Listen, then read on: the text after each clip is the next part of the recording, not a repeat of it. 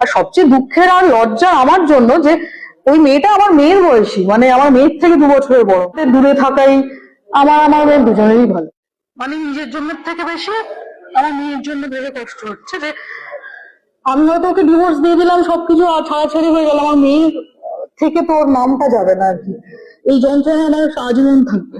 এত বাজে বাবা কারো হতে পারে। মানে আমি যতবারই ডিভোর্সের কথা বলেছি, তুমি ডিভোর্স বলেছো না, আমি তো ডিভোর্স চাই না তোমার থেকে। না, ডিভোর্স চাই না তো, না।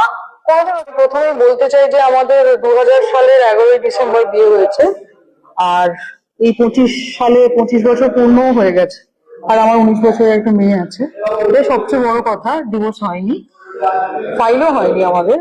তবে এই যে এখন যেটা দেখছি এটা নিয়ে আমি শুনতাম, কিন্তু যখনই আমি ওকে জিজ্ঞেস করেছি বা আমার মেয়ে জিজ্ঞেস করেছে, তখন বলেছে যে না, এটা ফেক, মেয়েটা আমাদের ব্ল্যাকমেলিং করছে, আমাকে ব্ল্যাকমেলিং করে, আমাকে এই দাও ওই দাও করে। বাট এখন এই ছবিগুলো দেখে তো আর মনে হচ্ছে না যে ব্ল্যাকমেলিং। এটা ছাড়াও আমরা এই 2-3 বছর ধরে অকথ্য মানসিক যন্ত্রণার মধ্যে দিয়ে আছি আমি আর আমার মেয়ে। একটা হঠাৎ করে 17 বছর পরে যদি আমার মেয়ে দেখে তার বাবাকে এরম ভাবে কারোর সঙ্গে, সেটা কত যন্ত্রণা। তোমরা তো অনেকেই মেয়ে আছে, বুঝতে পারো। আমি আজকে আমার বুটিক থেকে আলাদা থেকে ফিরে এসে দেখলাম আমার মেয়ের চোখগুলো পুরো ফুলে আছে। মানে নিজের জন্য থেকে বেশি আমার মেয়ের জন্য ভেবে কষ্ট মনে হয়েছে যে মানে ওই পাওয়ার পেয়ে গেলেই বোধ হয় মানুষের ওই যে ভয় বেড়ে ওঠে না। ওই এমএলএ ভোটের সময়ও, মানে আগের বারে 2021-এ খড়গপুরে আমি 1 মাস থেকে পাশে থেকে ওর সাথে যাই হেল্প করেছি, মানে সবকিছুতে, মানে ওকে মেন্টাল সাপোর্ট দেওয়া, তখন মেয়েকে একা রেখে গেছি।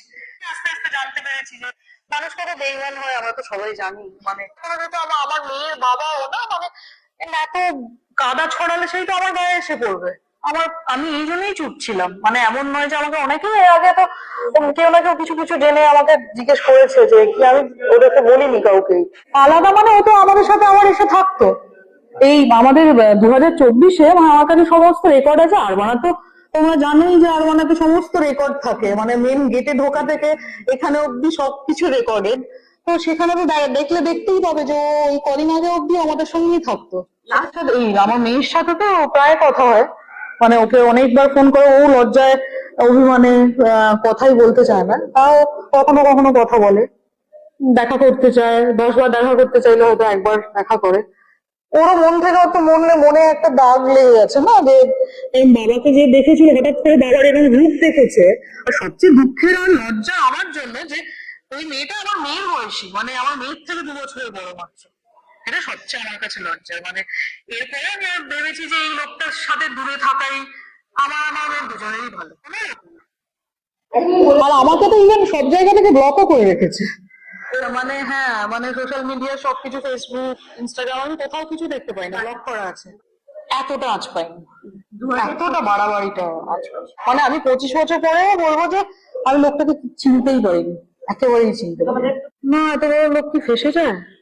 আমার মনে হয় না।